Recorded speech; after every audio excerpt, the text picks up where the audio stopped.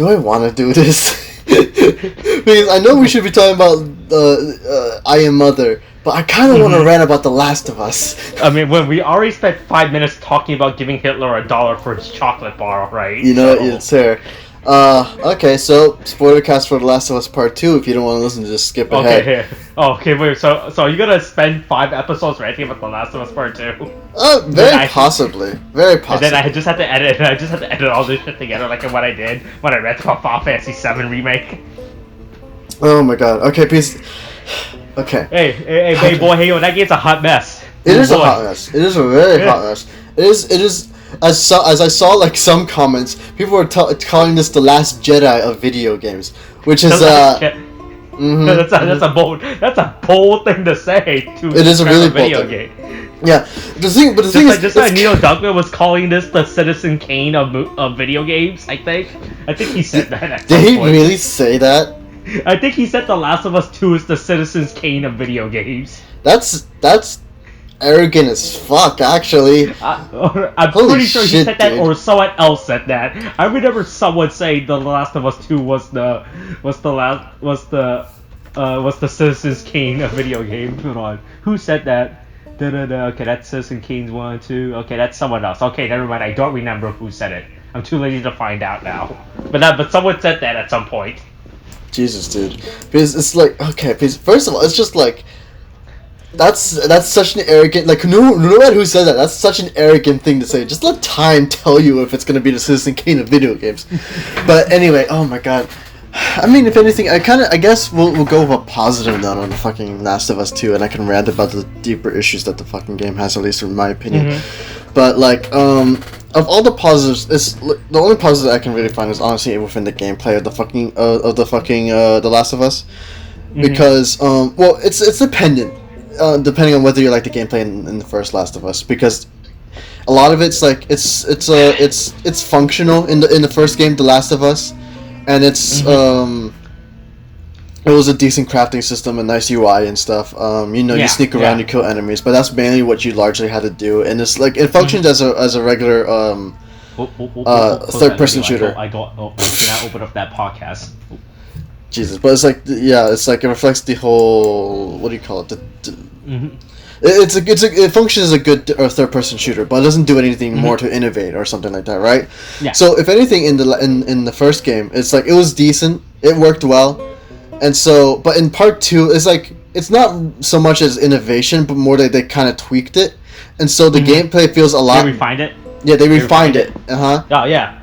And it feels a lot better to me. Because it's like, it's kind of going more along, they're improving on the stealth game mechanics of the game. And so, like, it's, like, in the first one, you were only able to crouch and you hide behind cover and you wouldn't get caught and that kind of thing.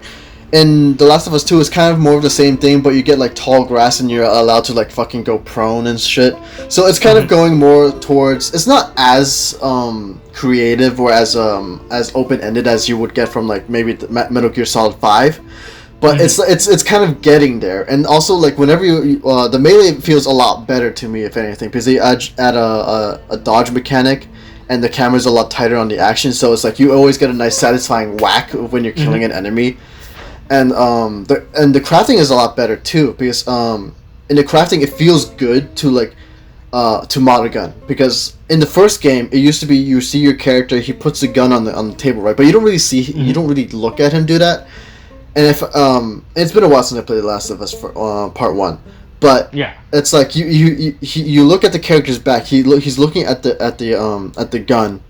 So you don't really see the gun, and I remember like you start hearing you hear him start to work on it, and then you get the modification to your gun, and that was fine. It worked. It worked for part 1, but in part 2, it's like you can they do a lot more, as where like you can actually look at like you still don't see them really changing or adding stuff.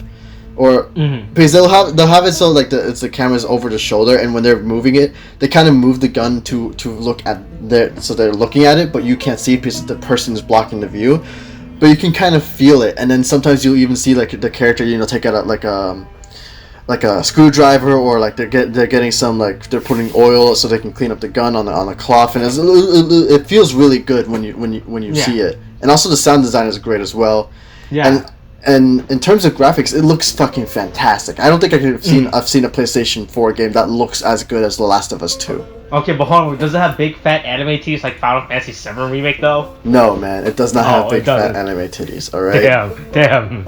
But it has big swole girl. Okay, so if you're looking for big swole girl, you get big swole girl. Isn't that just like shittier Tifa? Sure. Yeah. I mean, it's not like they have material or anything else to go by. Then again, I also remember Tifa fucking what's the fucking move called? Because I remember Tifa in Final Fantasy. Like so many fucking moves. I mean, she has like dolphin kick. No, it's like I remember. No, because I just remember this specifically because I remember going up against Sephiroth, and I have Tifa basically grab Sephiroth, in his final form and stuff, launch up into the air, go down as she's twirling him around, and just goes right into the fucking ground. I think that was an FMV move. She doesn't. I mean, fuck. She has Star Fury. I know that shit. Star Shadow. I feel like that was the thing. That was the thing. Hold on, I'm pretty sure the move where she does that was just a cutscene move. She does it. She has fuck. I think high kick, dive kick. Where the fuck is that? What you're thinking of? No. Hold on. I'm about to look this up. We're just prolonging talking about I Am Mother, aren't we? We're just prolonging this. I mean, we prolong everything here on this second thing. You're right. I'll look it up later. Okay. I'll look it up later. Don't worry about it. I just remember this specifically. I don't know. It might have been a cutscene thing. I don't know, but it was a thing. I remember this being. But I mean, like, if anything, like in The Last of Us Part 2, it's like everything feels a lot better, like to do. Like, when you're killing an enemy through melee, or it's also very brutal and up close and personal. Because like you have Ellie like fucking stabbing a guy in the neck, and then she'll take it out, and you see like blood squirting out, and you hear the sound, and it just feels real gross, like, oh my god, that kind of thing. So that was all fine. Man, okay, we'll leave it there, because then if I start going off, man, I'm gonna go off, and we're not gonna be able to talk about this movie. We're gonna pull what they do in the industry, a Final Fantasy VII remake. Oh my god. Yeah, you do your you know what they say in our industry. Let's do this Last of Us 2. Oh my god, I swear to god, who says this? Everyone says this. What's the industry? Who is the industry? What is it? Yes. Yes? This is yes? Yeah. Okay. Alright. Okay, Austin. Anyway. Fucking okay. So okay, there's a lot to talk about with The Last of Us 2. Because, I mean, honestly, like, the gameplay's fine. I like the gameplay of fucking Loop. But, if you're going into if you're gonna play The Last of Us, the reason you want to play The Last of Us at any point in time is honestly for the story. And in the first Last of Us, it ends well. It ends on it basically closes the loop. It ends the story. Yeah, like how Joel it's a good thing nobody that Joel kills. Any random NPC that Joel kills in The Last of Us 1 does not affect us in Last of Us 2. God, okay, so that's another issue, but god damn it, Austin. But and it ends on a closed loop, and the ending actually, and the ending that happens is the generous discussion. It's generally something that you want to do with a movie, right? You want to end it. You want to end the story then and there, but you also want people to talk about it for years to come, which was kind of the thing with the Last of Us. In The Last of Us 2, I mean, I guess people will talk about it, but not for the right reasons. Or, well, because the thing is, when this game was overhyped like shit to begin with. Because, like, after, like, everyone loved The Last of Us, like, Part 1. Everyone loved shit out of it. Some would say that The Last of Us is the Citizen Kane's a video game. Oh my god, I swear, who the fuck said that? Who the fuck said that, man? I swear to God, I'm gonna beat their fucking face in or something, man. Fucking calling it the Citizen. Man, get the fuck out of here with that fucking ego. Some people would say Citizen Kane is the Citizen Kane of Citizen Kane, okay? Yeah, that's exactly it. But like, oh my god. The thing is though, you in the here's an issue. One of the main issues in this game, is advertising. Because the thing is, the way they advertise it is a traumatic event happens, and that causes Ellie to go down into Seattle, Washington on a quest for vengeance, you know? And then the consequences of that vengeance. And you want to see what happens with Ellie. It's said to be Ellie's story. Yeah, yeah. And so it's like, you want to see this, and then and then you get like this fucking advertisements where like you get Joel, who's like, and like I don't remember if, I think this is a story trailer for The Last of Us Part 2, but it's like, you know, Ellie's in a bit of trouble. There's like a fire in the background or something like that. She's about to but you know, someone grabs her from behind. It's like, what are you doing here? She asks afterwards, and then it cuts back, and then you see that like they have Joel in the fucking picture saying, it was like, well, you didn't expect me to have you do this on your own, that kind of thing, right? And so with that, they kind of imply that Ellie's love interest Dina would be the one to die, and then, you know, the sister on a revenge quest with like fucking Joel and Ellie. And so, because remember, only good stuff can come out of revenge. All right. Yeah. If Star Wars has taught me anything, revenge gets stuff solved. Okay. I mean, for the Sith, sure. And here it doesn't really like. Okay, so here's the thing. We're going to spoilers territory for The Last of Us Part 2. Wait. The game's been out for a week. Spoilers are done. All Look, right? man, you don't even have a set schedule for releasing this, so for all you know, maybe not 4 weeks. But anyway. Hey, remember, I could always just edit The Last of Us fucking video first, and then just keep all this shit on the backlog. That's true. I can't. I mean, that's what I did with Final Fantasy VII remake. I released the Final Fantasy remake rant before I released any of the actual video that the Final Fantasy VII remake rant was in. Oh my god. Just because I wanted to get that out first. Oh and god. used to just sit on the backlog for a while. Okay, but the thing is, you remember in the fucking Infinity War was being advertised, right? Like there was like inconsistencies from the movie and the actual in the trailer. Yeah, in the trailer. Yeah, because it was purposely done. Yeah, to prevent context. Yeah, but the thing is, like, in there, it's like, it's not the worst thing, if only because those are scenes that you were promised. Like with Thanos getting the glove, he's in the trailer. He's missing a few of the what do you call it? The gems, the rock or whatever they're called. Yeah. But but in the movie, you see that he like let's say in the trailer he had like 3 or 4 missing, right? But in the movie, he actually has those 3 or 4 on his glove. Yeah, I remember that. Right, and you remember that there's like you see like fucking when they're all rushing, like you see like Captain America like running towards the screen with the army behind him. You'll see the Hulk right behind him too, but then in the movie it's just Bruce Banner and the Hulkbuster. Yeah. And so it's like you see that, and it's like, oh yeah, like these are different to kind of prevent the spoilers that happen in the movie, and so that you're not asking questions like, why is this happening, and then why is that happening. But like here but you still get that scene. You and then once you watch the movies, you understand why they do that, right?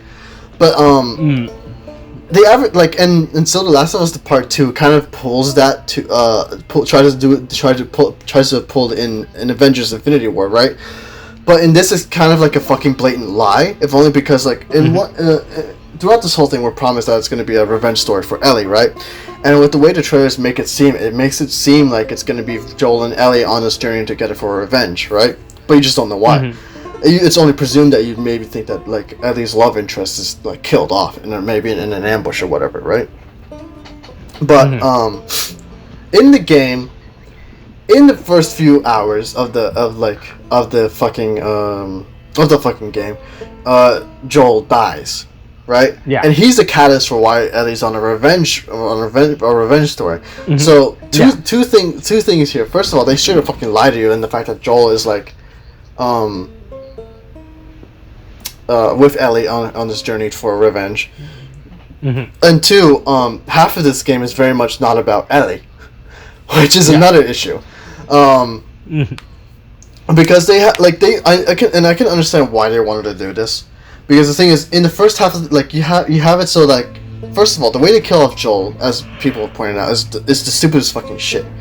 Because it's a disservice to Joel's character. Because in the first game, in part 1, Joel is very much he doesn't trust people. He's very cynical. He's lived the life of a survivor from first day of outbreak, and so. he know and like he knows when something's an ambush. He knows not to trust people. That's essentially his character, and basically because of that, he kind of loses his humanity, but he reconnects it with his humanity through Ellie, and that's fine. But like in the second one, Joel like saves Abby, his killer, right? When and so basically Joel and Tommy, his brother, go off and they rescue Abby. They go survive like an intense situation from a horde of infected, and they basically go off to safety, right? But the thing is, Joel and Tommy, it's like they like the way they have it done is like they made it seem that he's very like he just trusts them straight out, right? And he basically puts himself into a situation where he could become like fucking like it's just him and Tommy amongst a group of like 7 or so people, and so that's like not good odds to begin with, and and then Tommy's all like, oh yeah, your group is here, we can we'll just bring you can come down to our settlement and you can restock, which is also a different thing because like the fact is everyone knows that people here can be assholes, and so it's like these are people you don't want to just offer them something like that because they could do a fuck ton of damage just by entering your fucking city if you don't know who these people are, if you don't vet them first, which is another issue. And then they kind of just give up their name straight away to a whole bunch of strangers, and it's just like it doesn't make sense, at least in terms of Joel and Tommy's character, because they've survived since Day of Outbreak. They know like people can be shitheads, and like and yet here you have them so they are seemingly naive and untrusting, right? Like you can make it so that they work together in a survival situation, which they did, but they wouldn't be so trusting afterwards to just say, oh yeah, we have a settlement down in this direction, or yeah, this is our names, or like or whatever. You would try to keep your distance before you would try to get to know them better. It does a disservice to his character here, and it's like they did this because they wanted like him to die so that Ellie could have go into her story about revenge. But the way they do it is just kind of fucking dumb, and then there's this whole issue with Abby, but that's for later. But like, if anything, I'm saying like this one like event right here is bullshit. Like what they do with Joel, and it's a disservice to his character, a character that basically people have just loved the shit out for like the last 7 or so years, because since part 1, and that will be like that's the first issue. But for now, right now we'll be talking about the plot synopsis provided to us by the Wikipedia for Real Steel. Yeah. Okay, because we'll save them. Good segue. Good segue, by the way. Sure, but it's a good ending off point because it's just important to understand that this is one major issue, and it's honestly it's probably that's where you're gonna split the audience right down the middle, just for that. Yeah. But we'll talk about that later in the upcoming Sportcast. All right. It's good to know. It's really good to know. Just like how we gotta know how much you hate The Last of Us 2. Well, that's the wrong. Well, actually, it's kind of the right segue, to be honest with you. Oh my god. Okay. So, I did state my like. The thing is, as much as I don't like The Last of Us 2, I can't entirely hate it. But and for anything, like I'll go into a positive here. So like into another positive. Because hey, wait. Do you know people play PlayStation Vita in that universe? This is the only universe in which a PlayStation Vita exists. It doesn't exist in real life. It only exists in the Last of Us universe. Not even in real life there exists a PlayStation Vita. The PlayStation Vita is a completely made up device that they put in The Last of Us 2. They just draw inspiration from not yet released PlayStation handheld consoles. Yeah, that's how it goes. It exists just like the Sony phones. Oh my. The Sony phones. Look. I feel like if people had the Sony phones in The Last of Us 2, all this could have been avoided. All right. Oh my god. Okay, but so here's my thing. It's a thing I forgot to mention because it wasn't quite relevant to the point I was talking about. But in the beginning of the in the beginning of the game, basically it's right that leads up to Boy, Joel's, but I hope me typing on this computer doesn't get picked up by my fucking mic because I'm typing a lot right now. It's okay. You can just edit it out, man. That sounds. I'm not gonna edit out computer typing, so that's a lot of fucking work to do, honestly. But Hold on, I'm gonna put a here. Here's what I'm gonna do. I'm gonna get a fucking All right, hold on. Here. I'm gonna get a pillow. I'm gonna put it over my keyboard to block my fingers as I type. Okay, I cannot see my keyboard to type now. Fuck. Yeah, that's kind of. I mean, if you learn how to do it without looking, then yeah, that would be. No, but the problem is that the fucking pillow is so heavy, it keeps shifting where my fingers are, so I can't have it saved because I can type it out, look at the screen, right? But due to the fact that it keeps shifting due to the weight, it's really hard for me to be on the fucking keyboard typing technique you learn in school. God damn. So it sounds like the pillow's fucking you over, man. But, yeah, it is. So, like, as I was mentioning before, like, there's this issue, like, that becomes apparent later on, like, the way they kind of do the reveal, it's like you play as Ellie first of all, you gotta get a sense of her life, but then it cuts into, like, Abby. You don't know it's Abby, but you know she's looking for somebody in the beginning. Her, right? the NPC, the random NPC from the first game, classic character. Who do you not remember a named NPC in the final level you meet for 5 seconds? Oh my god. No, but like, my thing, like, first of all, you kind of have a point there, but second of all, Abby's not the NPC, but the NPC is his point. It's not a big relevant point, but anyway, my thing is, like, it switches over to Abby, and you're trying to learn what she knows, because she's saying, oh, we're looking for someone, and then you know that she's around the settlement that Tommy and Joel are in, and then she goes off ahead because everyone's not exactly on board with what she's going through, but she says she's looking for this person at any cost, and not everyone else on her group are willing to do such a thing. Like, they want to do it, but not at any cost, right?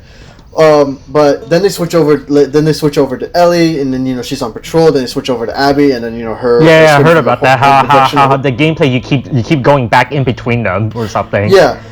First of all, that's kind of for me. That bit's kind of janky. I would have preferred if they focus on one or the other. But the thing is, we're saying they should have saved Abby to be a DLC episode just so they could make more money. I mean, to be honest with you, it probably would have worked better if that was the case. But like my thing here is like, then that way Naughty Dog could abuse their employees more by making them work harder. Oh man, yes, totally, holy shit. But name a character who went through more trauma than Ellie from The Last of Us 2. The people who made her game. The Naughty Dog development team, exactly. They went through more pain just to make that story. But the thing is, because there's a lack of focus in the beginning, because they switched from 2 different characters, it's kind of representative throughout the rest of the game. Because like, the thing is, it does the same thing with Ellie and Abby, right? So, but for now, while that will be we'll hang on that.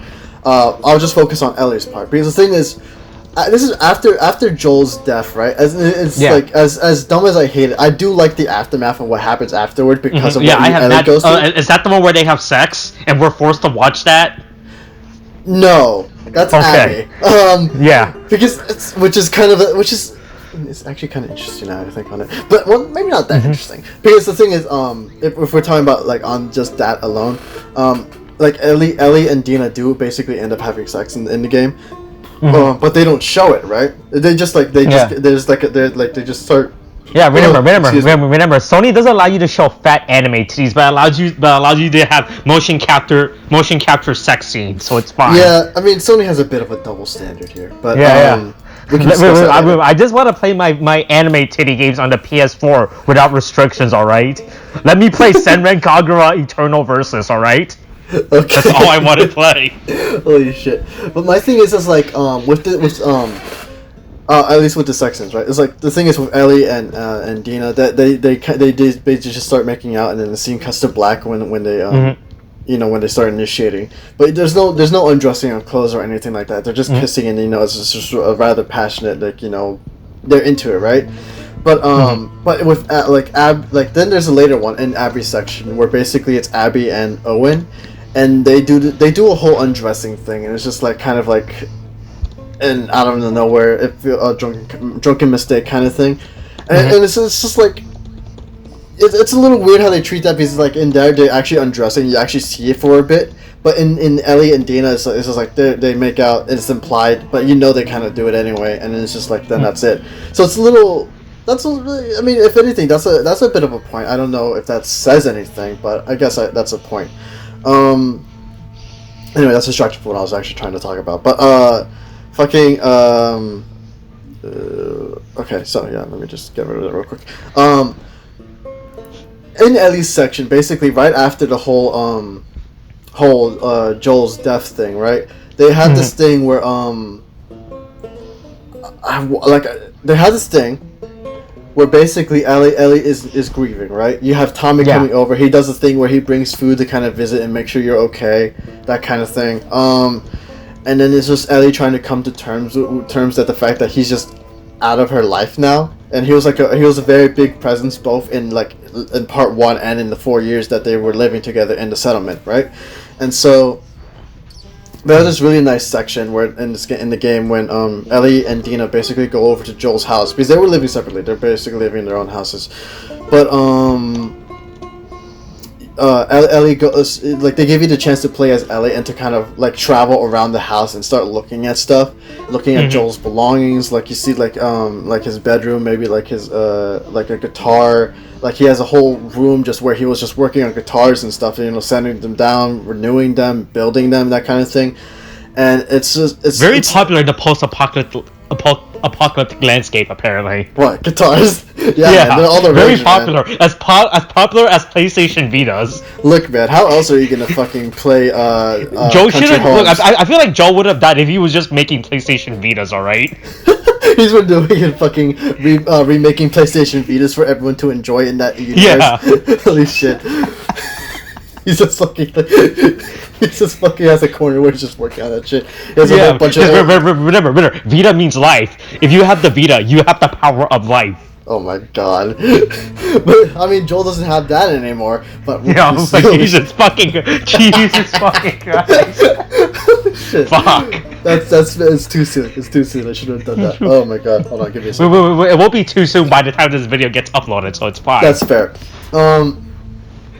But it's a really nice moment, and there are moments where I'll have Ellie go into one room and she's just kind of, I have her looking around, and then I'll turn the camera around rather than turn Ellie around, and I'll see like Dina just kind of like standing back, she's at the door watching over Ellie, just, you know, because she knows she's a presence, but she's not really, you know, going in there. She's just watching over. It's just kind of nice to show that she cares, like, in that sense. It's a nice little touch, and then whenever you move out of the room, she'll move out and just wait for you to go wherever you need to go. And it's just really nice to have that moment where it's like where Ellie is processing the grief of over losing Joel. You're kind of processing that as well, and that's nice, right? But then we kickstart by saying Ellie wants to go and get revenge for Joel and just kill the people, basically get the people who killed Joel, right? But she's Maria, who is the leader of the settlement, basically says no, right? But then they learn Maria is at Joel's house, and they say, you can go, if only because I know you're gonna do it anyway. So you go. I'll give you a horse. You get what you need, and then go. But it's only you guys, right? And she also mentions that Tommy went off ahead on his own already, to get revenge, so that Ellie doesn't have to put herself into unnecessary danger, right? Yeah. But Ellie wants to do this anyway. Let someone else do the revenge for you. Yeah, but it's a matter of the fact that it's a bunch of people that could potentially kill you. So it's an understandable thing, but you're still, you playing as Ellie and understanding Ellie, you do want to go out and go and fight these people, and so basically you from this point on you play as Ellie. You go into Seattle. And during this whole section with Seattle is fucking fantastic, or at least on Ellie's part, because the thing is, it's split into 3 days that they have: Seattle day 1, 2, and 3. And so during over the course of these days, basically in day 1, it's just Ellie and Dina just traveling trying to entering Seattle and exploring and just trying to find a lead on the people who killed Joel. And during this, you kind of you get more of a you see more of a dynamic between Dina and Ellie. Dina's basically taking care of Ellie, but you know she's getting better. Ellie's kind of like, because Dina's dead, she's getting better as well. Or at least she's not as despondent, you know, because she's kind of like hers is very much a muted happiness of only because it's kind of like weighed down by the grief of losing Joel. But you know, she's like when she's with Dina, she's actually happier, and you can see that. And there's like these nice tender moments that you can find. Like you can play guitar like as Ellie, and you know you sing a song with Dina, that kind of stuff. You have a settlement basically, and then we kind of like after day one, it's just more to the point where, Ellie starts going down the rabbit hole, right? Because in day one, you Ellie and Dina, find people, but they're already dead, and it's only because the fact that like there's this other war. They start learning that there's just like this war that's going on between the wolves, that's Abby's faction, and the Scars, which more properly the Seraphites, a religious cult of sorts. And so like there's these fights between these two factions, and so whenever Ellie's finding a lead and she catches up on that lead, she finds that lead is either already dead, like just probably either dead or gone, you know, because of the Scars or whatever else reason, and they basically go back to square one.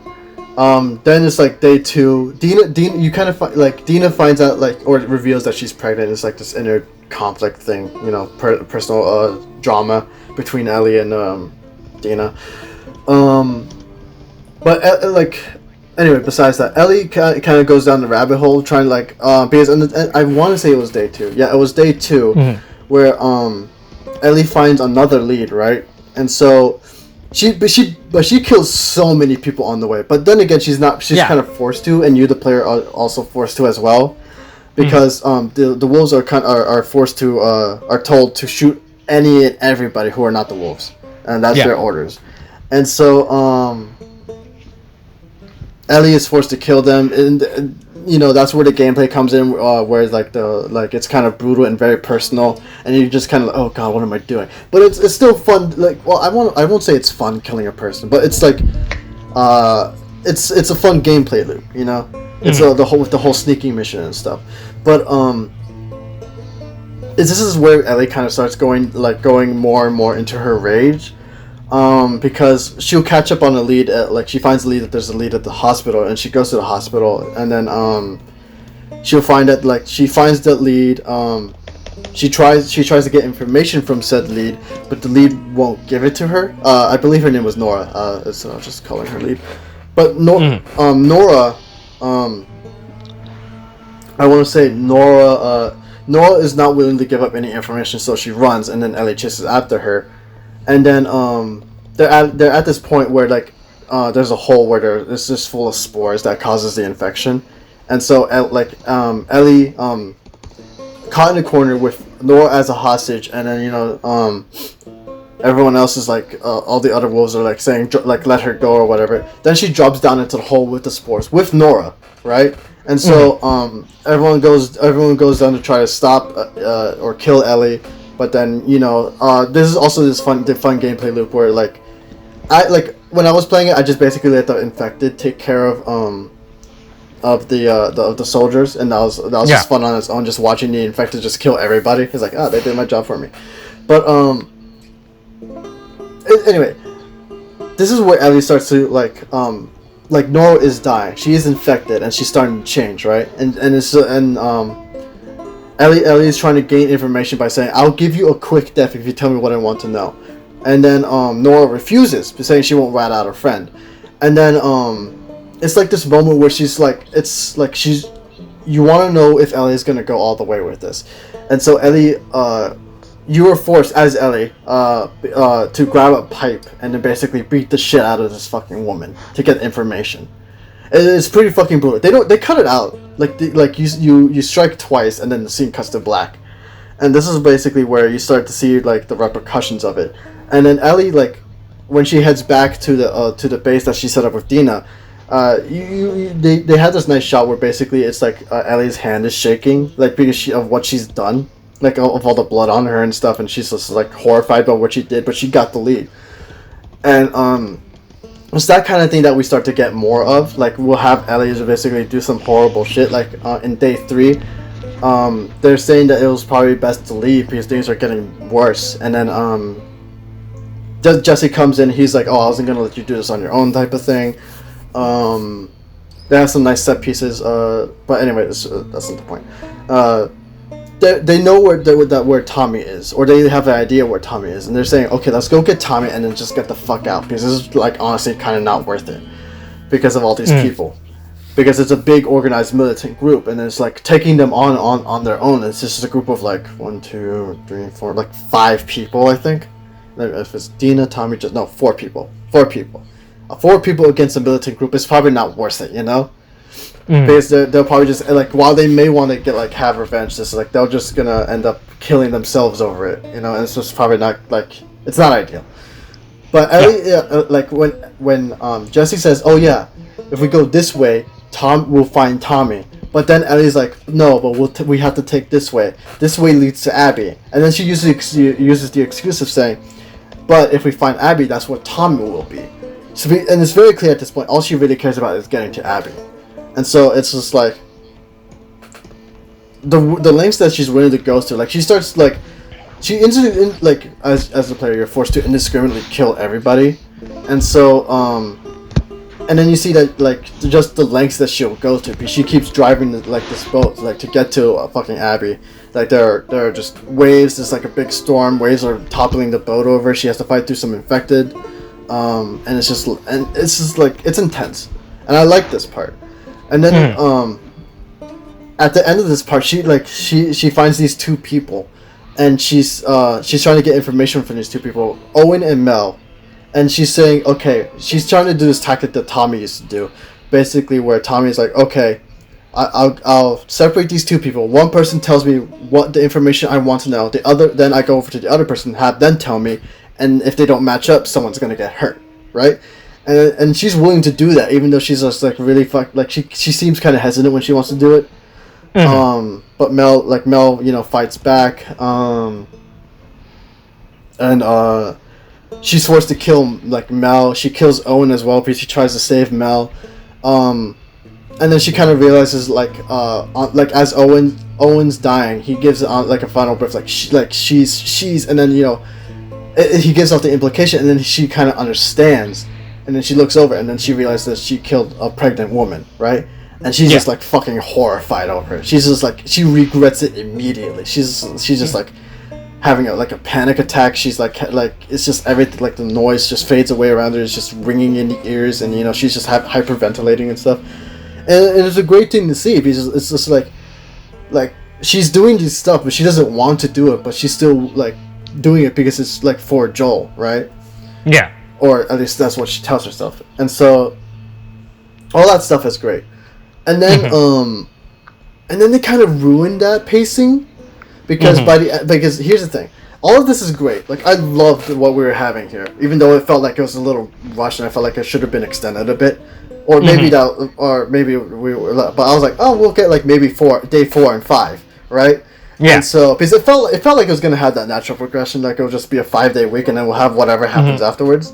But then they have it. So they go back to the base. They talk about how Dina, because she's pregnant herself, that she's very sick.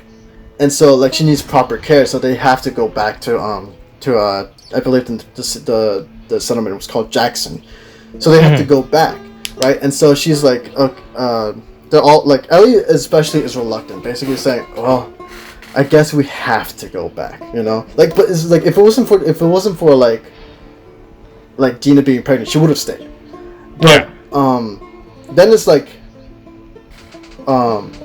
something happens to Tommy when they're on the base. Then it's found out, like, then they find out, like, he's in the lobby. They're in the theater room, okay? Because they set up the home base at the theater. Jesse and Ellie hear something happen to Tommy, so they start rushing towards the door. They open the door, and Jesse is killed immediately. He gets shot. He's, like, through the face, and it's fucking brutal as shit. And Jesse is, like, my favorite character in this so far, because honestly, Jesse is great. But so I'm like, oh shit, oh fuck, right? And then Ellie's like, oh god, right? And then she gets up, and you find out that the killer, or the killer, the person who killed Jesse and who subdued Tommy, is Abby, right? Yeah. And then Abby is like all angry and just like, this is the villain that you hated, right? And then it's like, and then it cuts, right? And then it cuts to black after she's like, we spared your lives and you wasted it, that kind of thing. I was like, fuck you, Abby. And then it cuts to black, and then it's Seattle, day 1, right? And then this is where it kind of fucks with you, because then it's like, okay, now we're playing as Abby. We're going on her side of the story, and it's just kind of like, well, we'll get into Abby's thing later. But, Okay. The thing is, but my issue. Well, no, God, you know what? No, I'm gonna get into a rant if I talk about it any further. So we'll stop here. Okay. All right. Before we talk about the last day of American Clans, right? We should talk about The Last of Us 2. Oh my God. Yeah. You still have those Last of Us 2 monologues to go through, right? No, yeah. I mean, well, the thing is, another like. Oh man, I'm really going into it. Another thing I forgot to mention in terms of the story structure. Well, I'm eating melons. Just pick your time while I eat these melons. Okay, but it's like another thing that happened. I forgot to mention this about the story structure in Ellie's part. This is at the end of each day there would be a flashback to kind of show the relationship of how Joel and Ellie were in the years after the incident, the Firefly incident. Oh yeah, by the way, how long does The Last of Us 2 take place after The Last of Us 1? It's like a few weeks, right? No, it's like 4 years later, man. It's like the next weekend, right? No, it's not the weekend where you gotta look after your kids. God.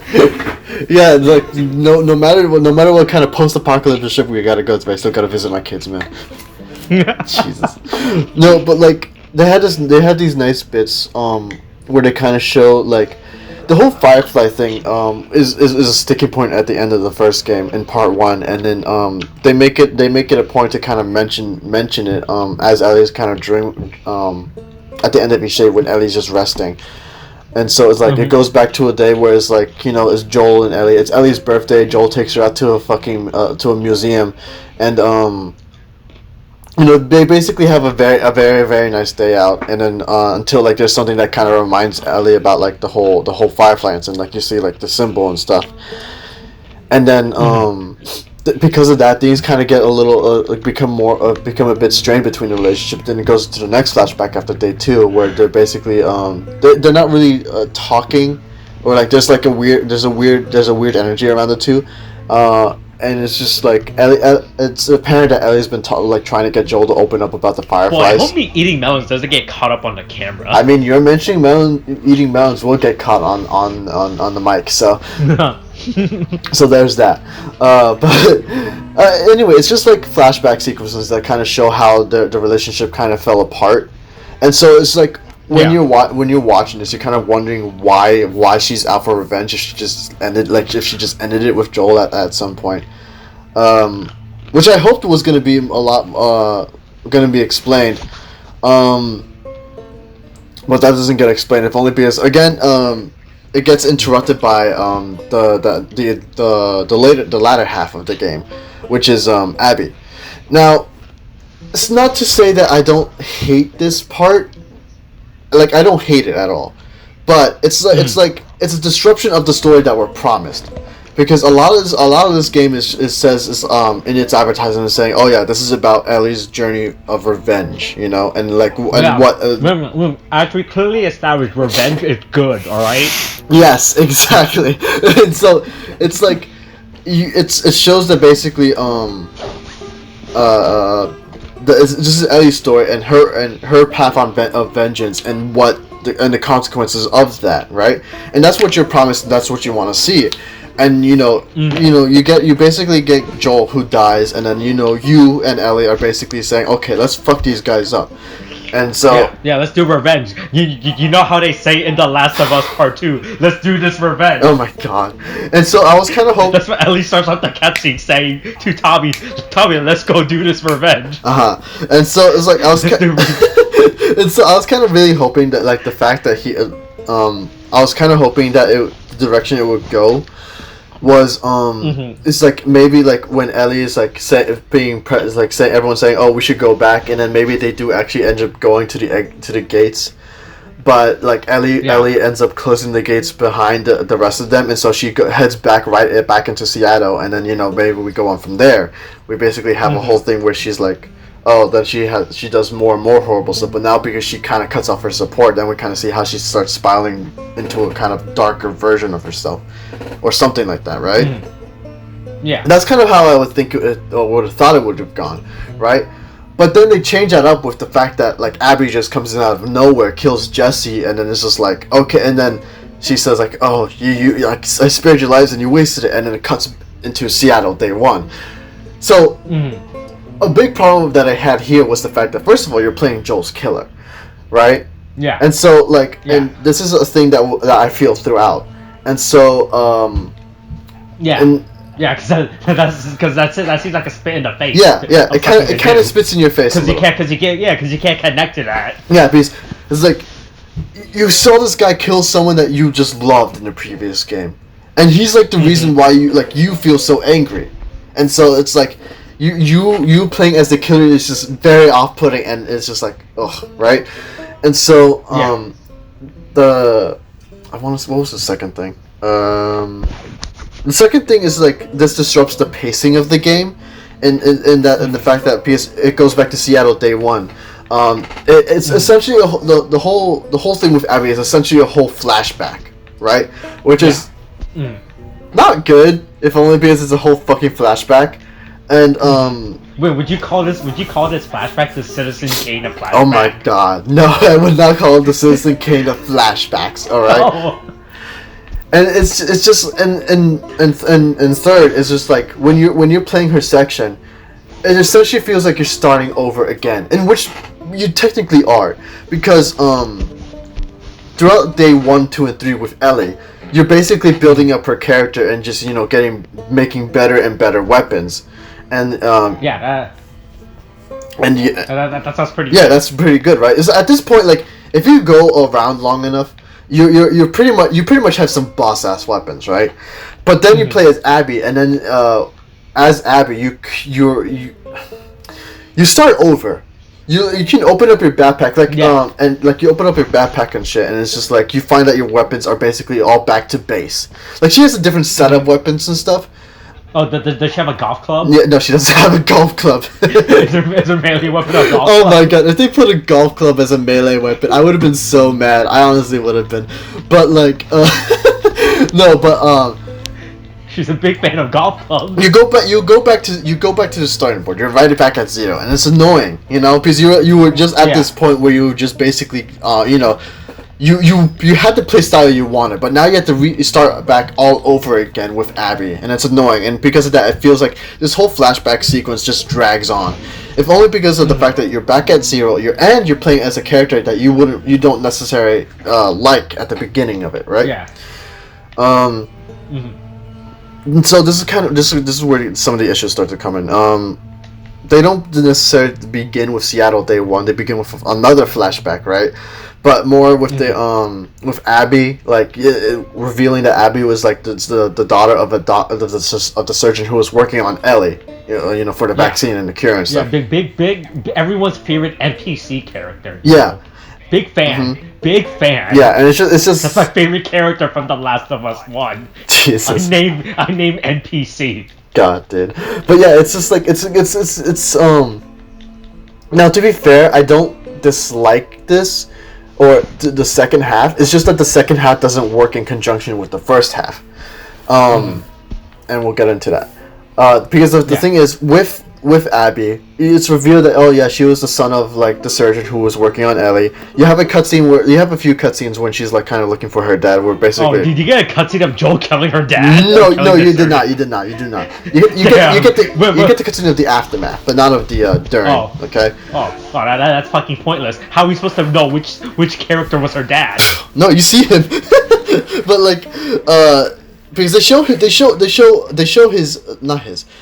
dad, right? And this guy is basically a nice dude, right? They show this very clearly with the fact that there's a zebra that he's been kind of like following around for months to make sure she's alright because she was pregnant. and Mhm. and he finds her in barbed wire, and then him, Abby, and Owen.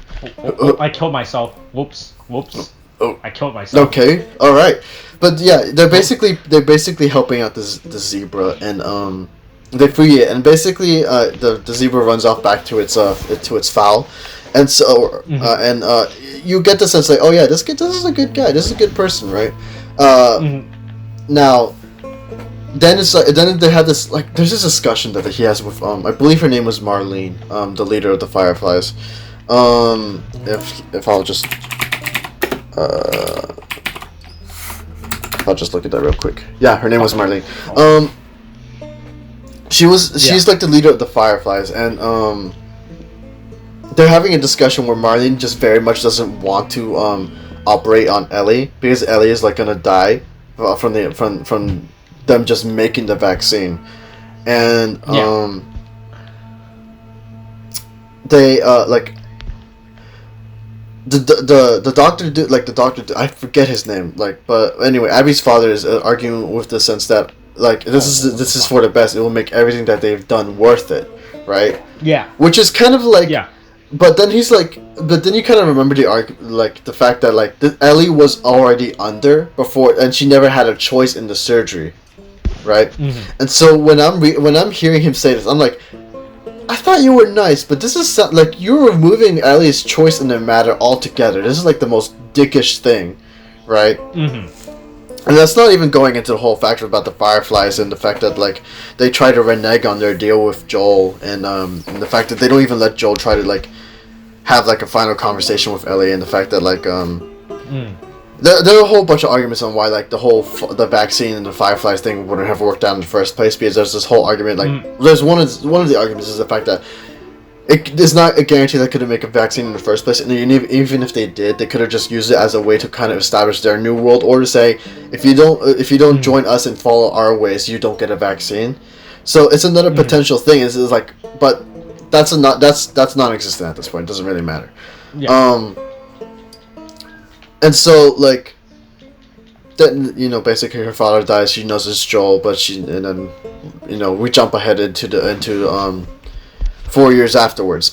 This into Seattle day one, and like it shows with Abby that she's basically having like she's reliving the night that her father died. Mhm. But what seems like it's a recurring thing, right? She's just haunted by it, and so Yeah. throughout the story for Abby's story, like they show her kind of interacting with other people, with the people in the group that killed Joel, right? And basically they do their best to humanize him. Like there's this character Manny who I kind of liked, where he's like he's like this kind of dude, like he's very much a military dude. He's for his friends and stuff. And they also do this. They also do these little things where he's like, "Oh, but I'm a dude who watches anime because apparently they still have anime in the post-apocalypse." Oh, hey, wait. You can watch anime on your PlayStation Vita, by the way. hey. Do you think people just play anime TV games on their Vita because those are the only games that exist on Vitas? Yes, in general? yes, Jesus. No, but like it's. You think everyone's a big fan of those visual novels? Oh my god, dude! Oh my god! No, they can't play visual novels on PS Vitas. Remember how Sony be. Sony be not. Well, no. Remember, this was before Sony. Was before Sony hated anime titties. Remember, the Vita only existed to sell anime titties. Oh, do you think the reason why the apocalypse happens in The Last of Us is because like in that they chose not to abandon anime? Do you think that's why? Yeah, that's exactly why. Anime is the reason why The Last of Us happens. That's exactly why everything happens. It's not because of some fucking virus. It's because of the fucking anime. Yeah, with the anime. Jesus.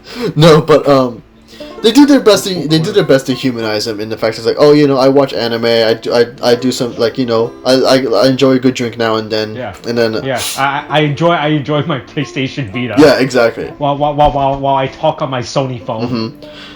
And so you get some stuff like that, and then there's this whole thing where basically Abby's story is the fact that excuse me, Yeah. Isaac, who is the leader of the wolves, is planning a major push on an island to invade the island of the Seraphites, or the Scars as they call them, and a lifelong enemy since like probably even before their inception of the wolves, because they provide background information through like letters and and notes to people and stuff like that in newspapers, which is all we really get in the form of a background, because you don't really get to explore much of the history between the wolves and the Seraphites, which is kind of an honest to God shame. But anyway, Isaac wants to make a push towards the island where the Seraphites live, basically with everybody involved. He's basically planning to go in and annihilate them, and he's saying that he wants Abby and everyone else to kind of work and to invade this island. But beforehand, Abby learns that one of her friends had died, and then when Nora, another friend of Abby, she found like that Danny, the friend who had died, was killed by one of the wolves' own guns, and the only other person who was with Danny was Owen. And so so when Abby's like, Abby says what happened, she wants to know what happened. She like, oh no, she doesn't learn the whole thing with Danny and Owen yet, but she learns through Isaac that like in Danny's last breath, he said that Owen had shot him, right? And so Abby doesn't want to just leave her friend out there and wants to go and find him. When Isaac forbids that, but Abby does it anyway, right? Yeah. And so Abby goes out to find Owen. She goes through some shit, and then I remember it being okay. So what happens is that Abby ends up getting captured by Seraphites, and so when she's taken, as she's about to be killed, she's rescued by two kids, Yara and Lev, and those two were Seraphites themselves, and so they cut. I died again. Okay, but they basically rescue Abby, and Abby in turn rescues them when they're going through the forest, trying to make sure that they don't die from any of the infected. And so she like they save each other, but then they go off on their own, like in separate directions. Like Yara and Lev are basically left in a trailer alone, and then Abby goes off to continue the searching for Owen, and then she finds Owen, and then you have this interesting thing where Owen is saying he's basically tired of like just killing people, because the fact that like the reason why he shot Danny was because he's like the Scar he was about to kill was an old man who just looked ready to die, and he found that he just couldn't do it, even despite the fact that he just killed a whole bunch of other Scars over their lifetime, and Danny was basically like was threatening to shoot Owen for not killing the Scar, and so he kills Danny in self-defense, and so that's like an interesting thing there. And then it's also important to important to note that in a flashback they have another flashback within the flashback right away. There's a flashback within the flashback. In day one, she basically has a dream about like how she and Owen used to be in a relationship or something like that. They used to go out, right? But it was clear that there was a disconnect happening, if only because Abby was kind of really focused on the fact that she wanted revenge against Joel. And and revenge basically stops her from focusing on the relationship, and then in another flashback in the day afterwards, you find out that like as you do it in the present day, that that Abby and Owen had split apart, and then Owen started going out with Mel, and that's a whole thing as well, and so. You basically you see how like Abby's want for revenge has kind of strained her relationship around other people, or at least between just Owen and her, and you also kind of see it with Mel as well, but in the present day, but we won't get into that. But the thing is the important point I'm trying to get across is the fact that in Abby's story, like because she feels responsible for these kids, and so she goes back and tries to make sure that they're taken care of. And then Yara's condition is worse than she had her arm broken, and then she ends up basically at this point they find out that she has to lose her arm or else it would turn into gangrenous. And so they have to go get supplies, and then basically Abby and Lev go off to get those supplies to basically ensure that Yara has the best possible chance of living. And then during this thing, you see that she's kind of bonding with Lev, and it's like they're kind of mirroring the whole Abby, like with Abby and Lev, they're kind of mirroring The Last of Us Part 1 with Joel and Ellie, where she's like kind of like. Because like she's helping these kids out, she's reconnecting with her humanity, and it's like it feels like she's letting go of that hatred and stuff, right? And like after she gets the medical supplies, and they help Yara, they like for the first time in Abby's life, like when she goes to rest and she goes to sleep, she basically has a dream where instead of like going through a door and finding her father dead, she finds her father like standing up there, and like she finds her father alive and looking at her, and there's like the smile and it cuts, right? And it's a nice way of showing like Abby's starting to let go and move on. And then there's still some character drama because like Abby and Owen like slept together on the first night, and then Mel is like, I guess she found out, and she's telling Abby she's a piece of shit, and that like if she wanted to really care for these kids, she would get her, she would like make sure she wouldn't be a part of their lives, that kind of thing. And I know like then there's this whole thing with Yara and Lev, where Lev wants to go and bring his mother back from the island, but Yara basically says don't do that, because a major like a thing that like a major point is like that Lev identifies as a boy but was born biologically as a girl, right? And so because of that, because she identifies as a boy, and like Lev identifies as a male, and Lev basically defies tradition within the Seraphites, and so Lev was cast out, and Yara is basically Yara follows after Lev to take care of him, and this is the reason why they go against their own people in the first place.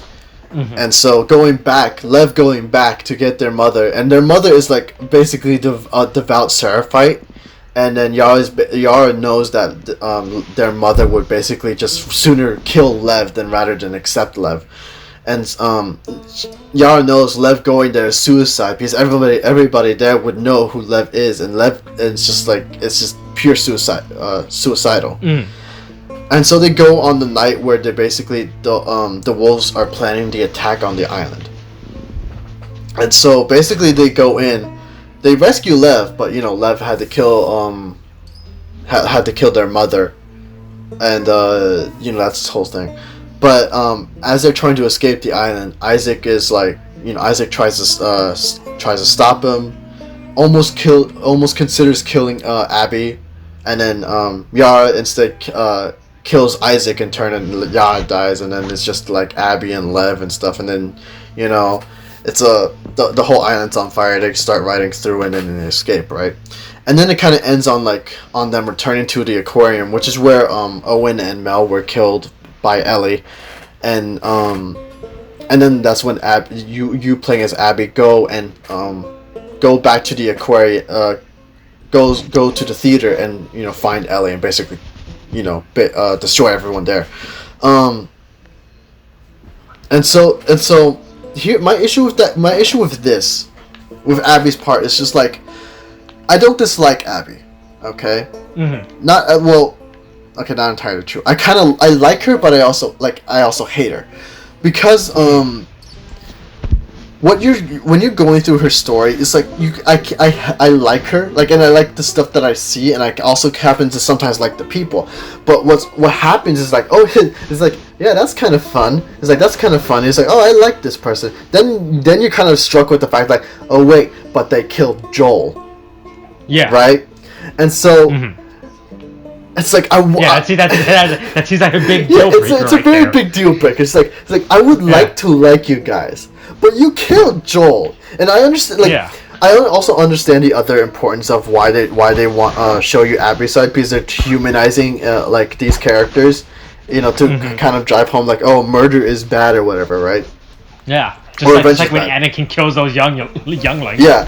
And so, like, it was like, revenge is bad, but it's like... That's the Star Wars reference we're putting. Yeah, exactly. I spent all this time waiting just to plug in that Star Wars reference. Oh my god. And so, it's like... We reached the Star Wars reference quota now. Because she is like... But it's like this whole thing where it's like, oh, I would like you guys, but you killed Joel. And it's just like... Yeah. Because we have, like... Because everybody loves Joel, this is like... This kind of sours everything you would have liked about, like, Abby and everyone else, right?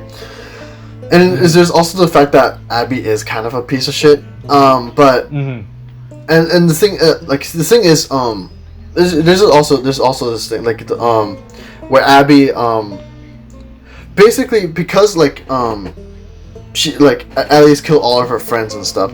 Abby is kind of like again kind of wants to fuck her up, and so Ellie becomes like the final boss. And so you're playing as Abby trying to kill Ellie, which is another thing. You're trying to you're killing a person that you kind of like. And the thing is, as much as you may like Abby, you sympathize more with Ellie because of what happened to Joel, right? And it's also the fact that Ellie hasn't been driven to so far to a point where she doesn't feel like a monster to us. And so like, Abby doing what she does to Ellie was just kind of like very like, there's a disconnect there, and the fact that like this doesn't work, none of it works, and the fact that like Abby's story feels like it's of her about letting go of her hatred and her need for revenge, but it doesn't work if only because she already has her revenge too. And it's just like they have these two stories like that are very good and interesting, but because you put these two stories together, they don't mesh well. You know, and there's also the fact that with Abby's part of the story, they show you and humanize these characters, and you as Ellie have killed these characters, and then it's supposed to be this kind of thing where like, oh, we're a fucking monster piece, we killed these people, but it doesn't work for a number of things. For one, in most cases, you are forced to kill them. You as the player are forced to kill these people. You did not choose to kill these people. The game forced you to kill them, right? And so because if it was a choice of like letting them go or killing them, then that would be a different story. But because the game forces you to kill them, it like the whole revenge is bad thing is kind of moot. Right? Because it's not like I would have chosen this. I would like, there was a moment in the game where I was ambushed as Ellie. I was on a workbench trying to mod my gun, and when I was done modding my gun, Can you get attacked when you're modding your it was only the one time, and it was done effectively. And it was done well. Like that's such a weird gameplay element. I was like, no, it was done as a kind of thing to surprise you. I mean, that would be an interesting gameplay element. It would be, but it's like it was only done the once, and the workbenches are usually found in places that are safe places, and so. But yeah, that's why it's like when it was done the one time, it was effective because like you think this place is safe, but then it's not. Yeah. And so there's this moment where I basically kill all these people who are trying to kill me, and then I start mailing at this one other person, and it gives me and you know she's on the ground, and it gives me this option to strike at her, which would be killing her, right? But then I basically, as a player moment myself, I just like, okay, you know what? I'm not even gonna approach you. I'm not even gonna attack you. I'm just gonna walk away, right? But of course, the character's like, please, you don't have to do this, right? And so like, you know what? You're right. I'm not. And so I basically step back. But the NPC doesn't choose to run away. She grabs her gun and tries to shoot me again anyway, and then I kill her. You know. Oh. And so so basically the game gives like a false promise. Yeah. Like a false promise basically. Yeah, it's a false promise type of thing. And there's also another point which plenty of people discussed. But when I was playing as Ellie, approaching the aquarium when I'm trying to look for Abby, and this is where Owen and Mel dies, I'm attacked by a dog. Now, I didn't have a Okay. choice to go around this dog or find some way of not killing this dog. They don't give me a choice. Is a dog part of revenge? No, because this is Does the dog have a revenge story? no. Here's what I'm saying. Because the thing is, I'm like me as Ellie. I'm forced to kill this dog. It's a survival situation where basically I'm trying to like not die versus this dog Well, do you killing think me. this dog is having sort of revenge for you killing its parents in the last game? Jesus Christ, dude. This But dog has traveled across Seattle just to kill you. exactly, man. That you traveled all the way to Seattle to be raised up and trained as a killer, in order to kill Ellie. Yeah. But it's like you're forced to kill this dog, right? And so it's like it's a situation where you're like it's either you live or you die. And so like in this way, like I don't blame Ellie at all.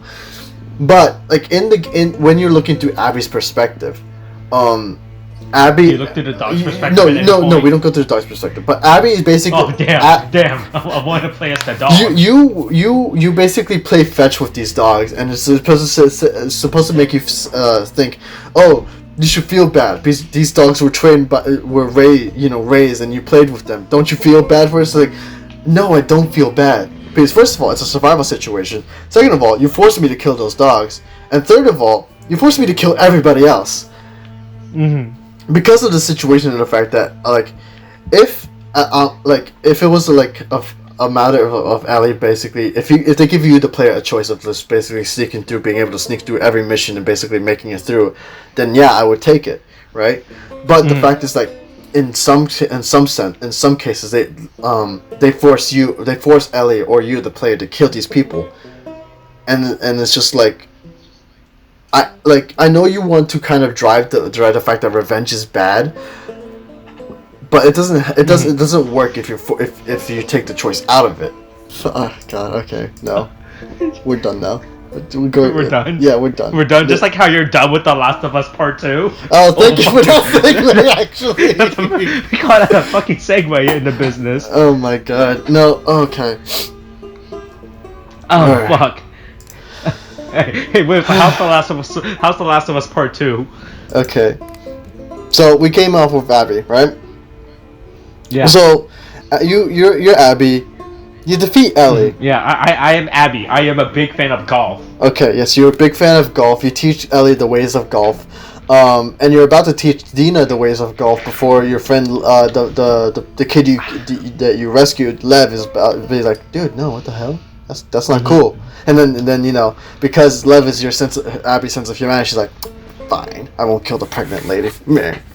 She grumps off, and then then it just kind of jumps. It cuts to like a black screen, and you're like, is this where the game ends? Like, I'm very confused.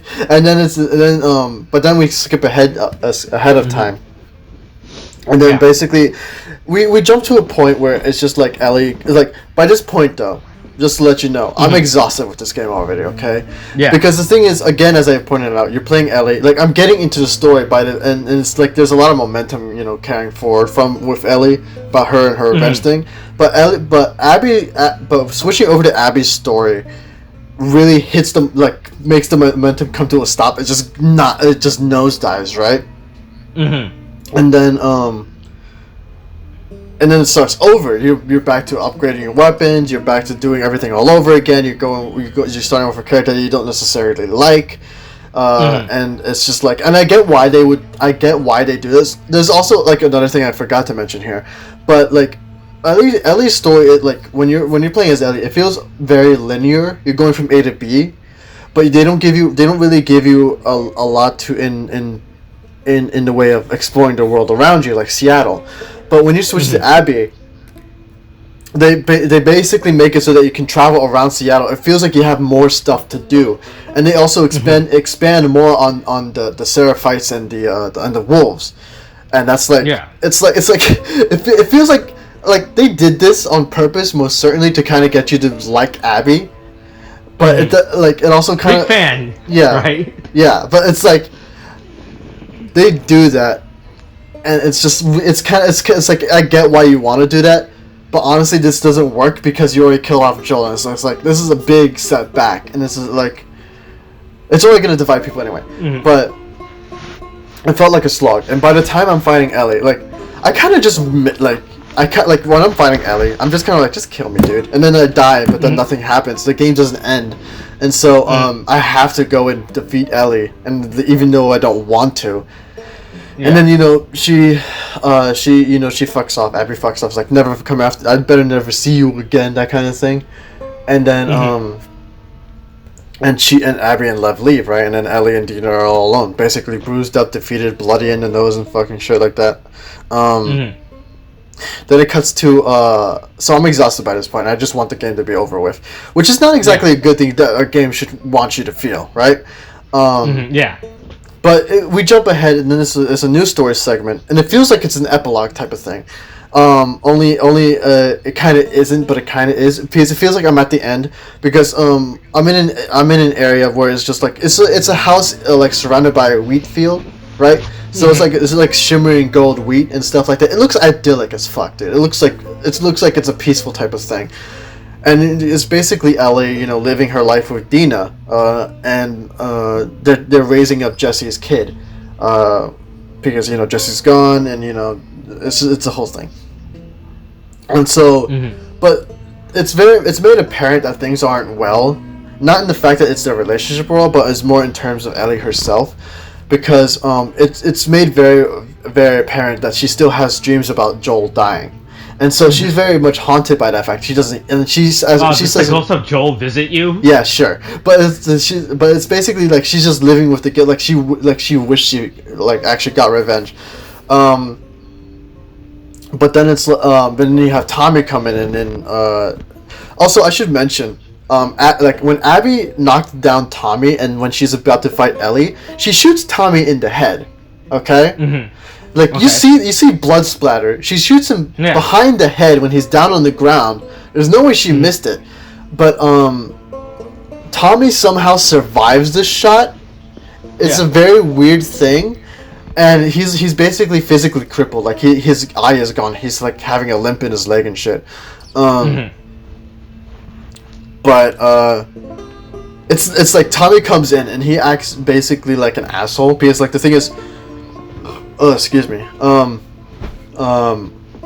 Basically Tommy comes back to Ellie saying, "I've managed to track down Abby. She's right here." And then is like, "Can you go get her?" And then Dean, like Ellie is like very much having like this anxiety issue going on, where she's not sure she should or shouldn't. And then Dina and Tommy argue. Basically, Dina's like, we're not about that anymore, right? And then Tommy's acting like an asshole, saying, "It's like, well, she promised me she would get her," and that stuff, kind of stuff. So he acts a bit out of the character here. At least I feel that he acts out of character, because he's always been the more mellow type of character.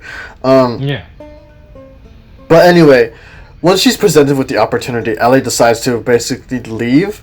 And then, she and Dina have a conversation, like, where Dina's like, "You have a life here. Don't give that up. I don't want to be living every day thinking, like, while you're off, going to get some revenge that at this point she feels that is like pointless.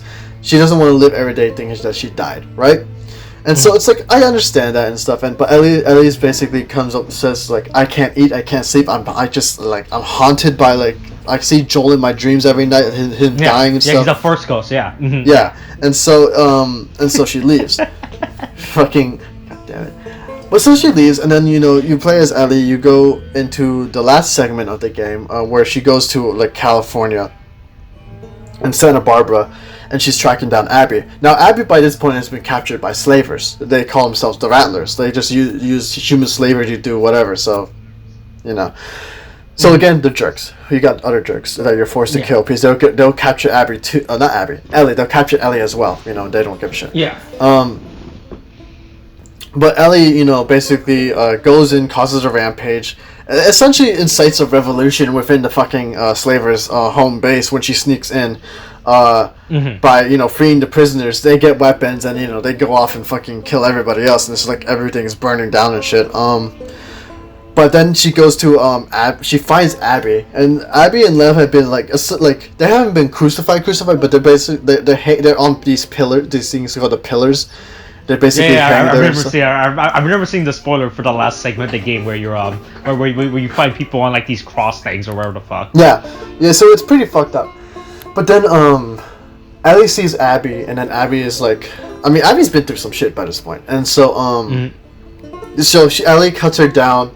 They go to the boats where Abby's not sure of where they're standing, especially considering, right, like, especially after what happened, but she gets Lev, they go to the boat, but then Ellie says that I'm not letting you go without a fight, and then she forces Abby into the fight. And then you kind of you fight Abby, and you almost kill her, right? And she's like choking her. She's almost drowning her in the fucking water. And then Ellie's like this close to having revenge, going through everything that she killed all these wolves, her friends have been hurt and killed. Tommy's been injured.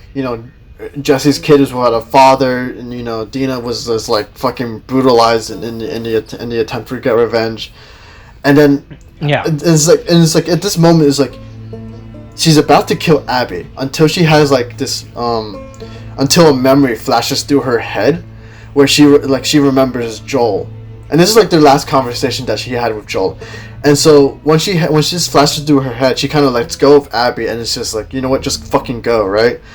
And so by this point it just feels kind of very anticlimactic. You go through all this, and then it's like right when you're about to commit, like to finally finish this, she stops. And so so then afterwards she's kind of left alone. She goes back to the house, and then she goes back and she finds that Dina and the baby gone. Like all the furniture has been taken out of the house, and it's like nothing is there, right? So it's clear that like Dina's just left because she couldn't take it anymore. And so Ellie goes into her room, and her stuff is all there. But she finds her like Joel's guitar that Joel gifted her when she was young. Yeah. And it should also be pointed out that she has like 2 missing fingers in the fight with Abby because Abby bit them off, or bit them so badly that they had to be cut off anyway. And so she's playing the guitar, and it's like this is like this last gift of Joel, and it's just like because she's missing these 2 fingers, it's like she can't play the guitar well anymore. But then I think it's like there's this memory that kind of flashes, but like then you kind of see what the last memory was, and it's basically about like by this point, like in the flashbacks, in terms of Ellie anyway, she's learned that Joel lied to her about the fireflies, right? And in the flashback previous to this one, she said that she wanted nothing to do with Joel, and that she was on her own. She didn't want to be around him anymore. And which I get because it's a big thing with her. And but they're basically, this is after like they had this whole dance that was happening at their settlement, and basically this is when Dina and Ellie kind of kiss and stuff. But then you got this old man who was drunk, but also like basically insulting Ellie about being a lesbian and stuff.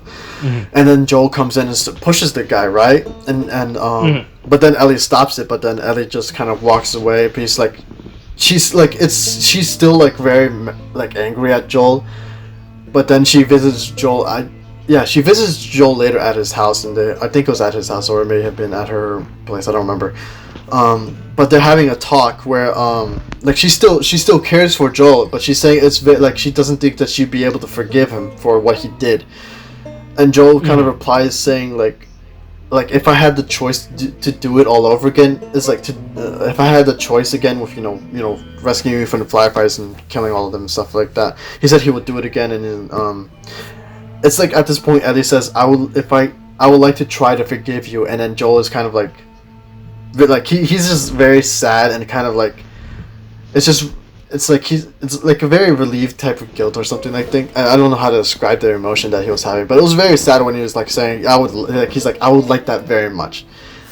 And then then the memory ends, and so like I understand like what they want to say here. Like they're trying to say like in order to forgive Joel, she has to kind of, or I think it's like she has to forgive herself or something, I believe, for like for her inability to save Joel and for all that she's done. Right? Yeah. And like, hey. A good way for her to forgive herself is to kill the person that killed Joel. Sure. Yeah. She should have done that, Yeah. Here's my thing though, like And then she kind of walks off, and then she's alone at this point. She can't play the guitar, and it's just kind of sad, and it's just like lonely, and then it ends. Mm-hmm. Specifically towards this ending, I feel that's just kind of bullshit.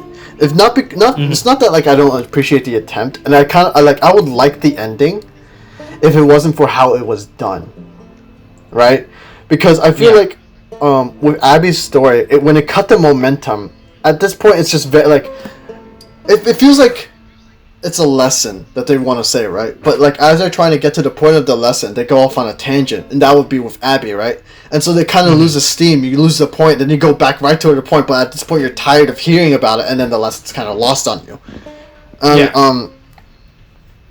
I like the idea of like her stopping her revenge. I know like a lot of people would probably be mad or are mad at Abby, and I can understand it because of Abby killing Joel. Yeah. But it's supposed to be kind of a personal journey, and I always felt like I like the idea of her forgiving herself for being unable to save Joel, Mm-hmm. And I like the idea that if she of her forgiving Joel through forgiving herself, for all the things that she's done. But my problem is that like the fact that it feels like we missed a big chunk of Ellie's story because of Abby, right? Mm-hmm. Because it feels like everything was coming to a head, right?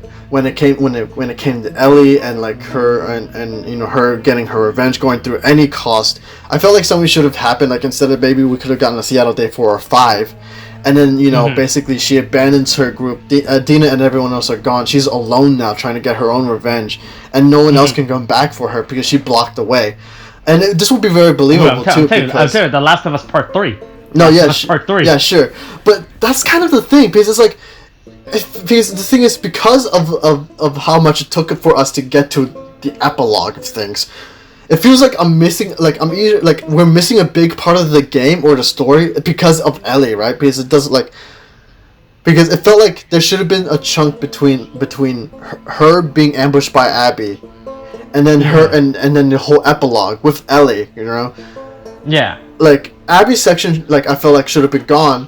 Replaced with more story of Ellie, so that the ending would at least make sense, because like we see that she does these horrible things that do affect her, that she's starting to lose herself in her quest for revenge, but like it felt like it should have gone a lot deeper and a lot darker, like to the point where like she just kills everything on sight. She doesn't even bother giving people a chance, or something.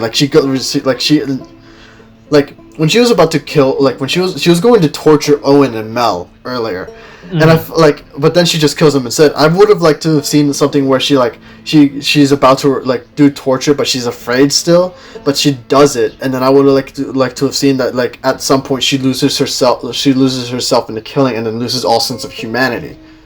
And that would have been fine. And then and when she's about to kill, and then I would have liked to have seen some back and forth between Ellie and Abby, and because the thing is, I feel like at least with the point with Abby's story, I felt like it was a point of her when she rescues Lev and she goes through all this shit for Lev. I felt like at some point it would have been she started to understand Joel a lot better, the person that she killed, because then while she's angry at Ellie killing all of her friends, she's starting to understand why she's doing that, because of her reconnecting with her humanity, right? And then so I was hoping for maybe at some point where Abby's it's okay if you kill me, or that kind of thing, and then that would kind of take the wind out of the sails for Ellie, and then maybe she's starting to re-examine herself, and then she would remember her last memory with Joel. And then that would probably make her letting Abby go a lot more satisfying. But the thing is, if the story kind of loses itself, its focus on the story it wants to tell, or at least the point of it in Abby's story. If anything, I feel like Abby, if they wanted to have a thing with Ellie, to make it all about Ellie, you either take out Abby's story entirely and make it something that Ellie kind of witnesses, when she's trying to kill Abby. Maybe Abby is rescued by or Lev or something. Maybe they stop at Ellie. She doesn't get why people are defending Abby or something like that. and then she's starting to see like some of the good things that maybe Abby is doing, or she learns about it through notebooks and journals and like enemy chatter or something. Like some people are like why like they don't understand why Abby's helping like a Scar of all people, that kind of stuff. Yeah. And then I don't know. It's like if it would have been better if we focused on Ellie and have it so that we learn about what Abby is going through. And then when we meet Abby, maybe we could have, like, if they wanted to, we could have another flashback sequence, but a short one, where they show Abby saving someone, reconnecting with her humanity, and then she's like, then she thinks back on Joel, and then she starts to understand why Joel did what he did, and then she starts to relate to to the person who killed her father, and as much as she might not like that, she starts to understand his actions, and she starts to actually have some kind of regret, And the fact that because when she reconnected with her humanity, then she could have been like, what I did was wrong, and I should have just let it go and moved on with my life. Because as we saw in Abby's story, because of her quest for vengeance and because she couldn't let go of her hatred, she found that she was forsaking everyone else around her until she finally reconnected with humanity to Lev. And then that would have been like, oh, I realized what I did now. I was a monster. And then when she finally talks with, there's maybe a final talk with Ellie when they're in the fight, and Ellie's about to kill her. She says like maybe she understands why Joel did what he did, and then that would be like, oh, then Ellie would remember that memory, and then she lets go, and then recognizes that she almost became lost in her vengeance like Abby was, right? And then after she leaves, they kind of like, they don't have to necessarily like each other, but they leave each other alone, And then they go their separate ways. Ellie goes back home, and then goes back to Dina and everyone else, and then she starts living her life again after she learns to reconcile with herself, learn to live through the pain she's caused others, and how close she was to going over the edge, Yeah. And that would have been good, but I also think it would have but that would have still been marred by the fact that she killed Joel, or at least how Joel died. If Joel died in an ambush in a way that was believable, I would have accepted that. But the thing is with Joel's death always felt like something for shock value. Like, I understand, and that's like, it always feels bad in that kind of sense. And so if anything, if the way I would have done it, I would have probably taken Ellie and Joel out of the story entirely. And I would have actually maybe focused more on Abby. Because Abby's section of the story is fucking amazing.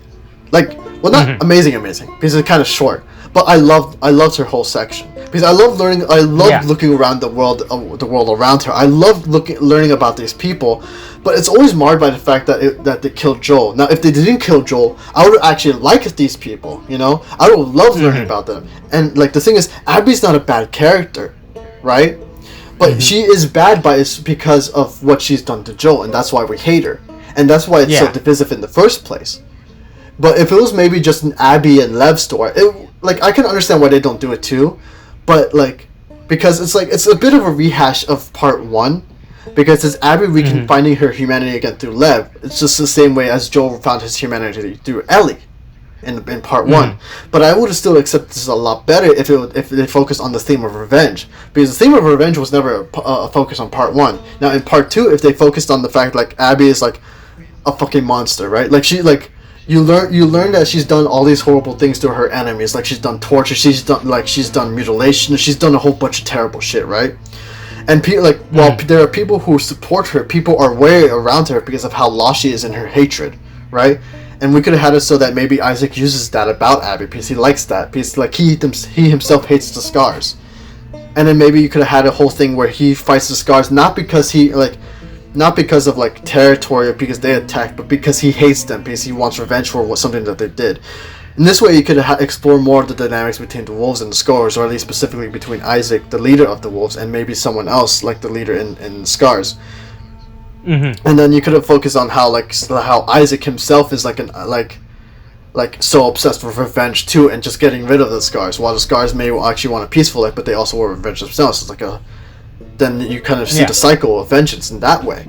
But because then Abby would rescue Lev, then it's like a whole story on its own, where it's like Abby finds her humanity, but she starts to understand what she does to the Scars, and while she may not while that may not excuse what they have done to her people, she starts to understand that this cycle of violence and killing is going to be endless if no one stops it. And so, you know, then you could explore how she changes through that, and then how some people, like with Mel, where Mel is like, you're a piece of shit, you've always been a piece of shit. But then, you know, maybe Abby starts to change, and then maybe Mel could recognize that or something. And then you could then the ending of at least with Abby's story would make more sense, because there's this whole section I remember specifically, or this part or this moment, where Owen wants Abby to go with them to leave Santa Barbara, to run away from this whole conflict. But then there's this whole thing where Abby's like, but you know why I can't go. Now, when she says this, it's implying the fact that she's like so revenge obsessed. But then you remember she already had her revenge, so this moment felt odd. Now, if she didn't have the revenge, then this moment was like, oh yeah, because you're hung up on revenge, and then you don't know why, right? Mm-hmm. And then I'm just saying that very specific moment was just very odd. If people play the game and they know what I'm talking about, they know what I'm talking about.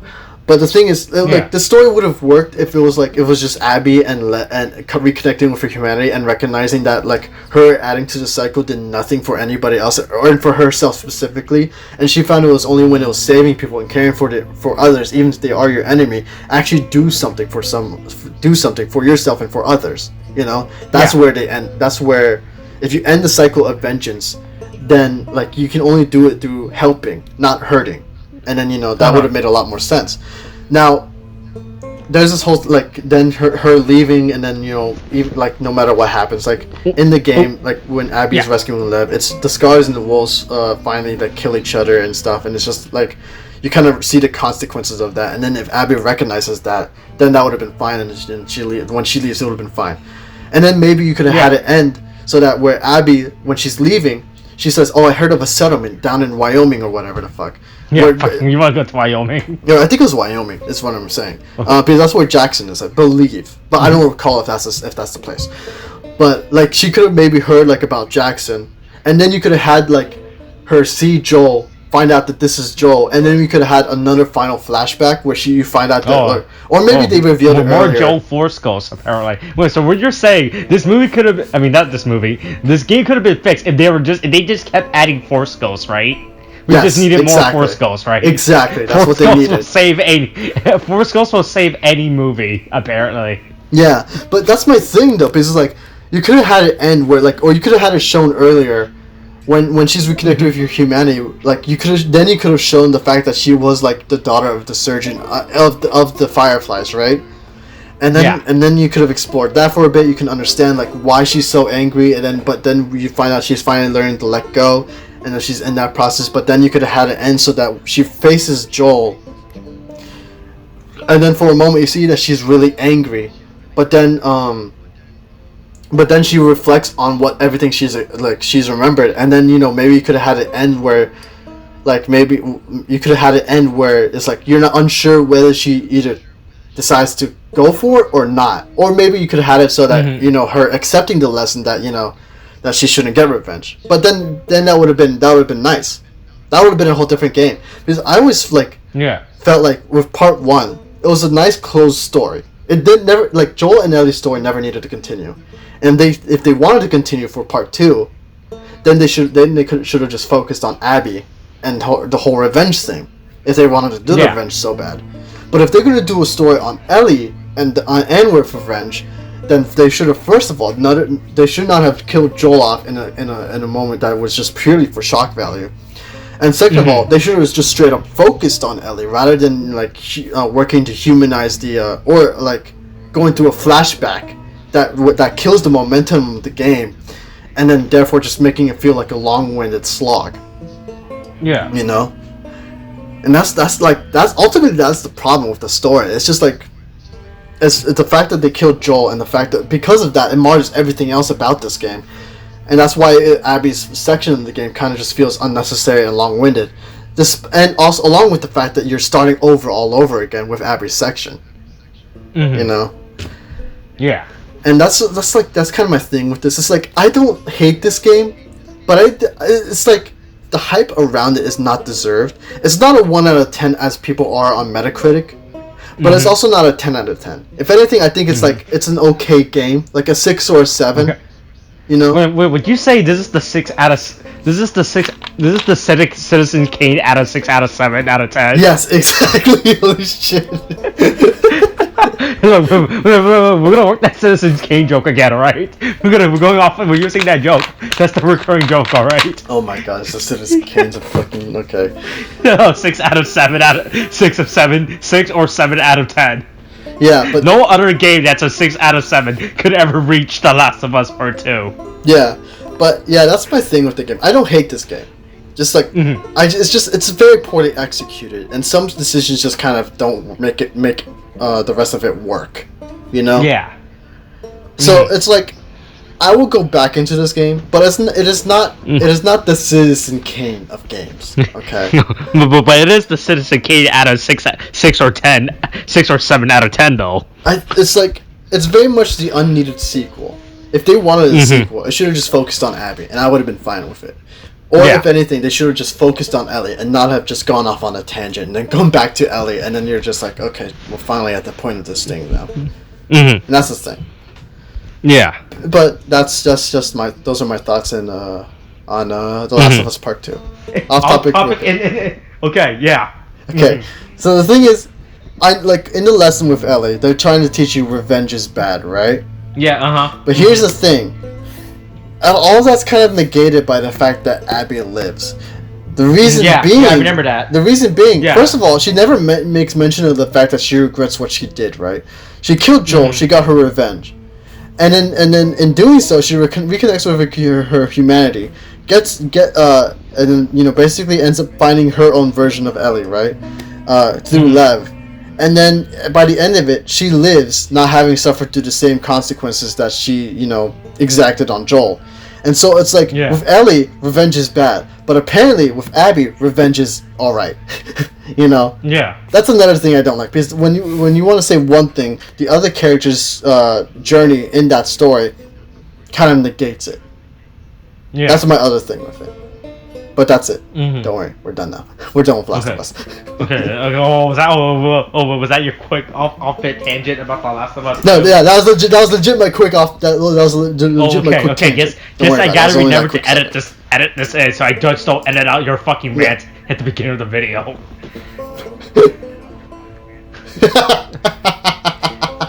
Look, man, you just gotta listen to the last part of it. Yeah. It's all interconnected, all right. Just like how I did the whole Final Fantasy spoiler cast. I mean, it's video. No, it's fair enough. It's fair enough. Oh my god. All right. This was a great movie to talk about. Definitely the Citizen Kane of Adam Sandler movies. All right. God. We can at least say that much. We're not letting this go. I can say that much. We're not letting this go. Oh no. Okay, yeah, no, okay. Well, this is the last time we're ever gonna do the Citizen Kane joke, all right? So that's pretty much it. All right. Thanks for listening. Coronavirus is still a thing. Wash your hands. Kate, thanks. Bye.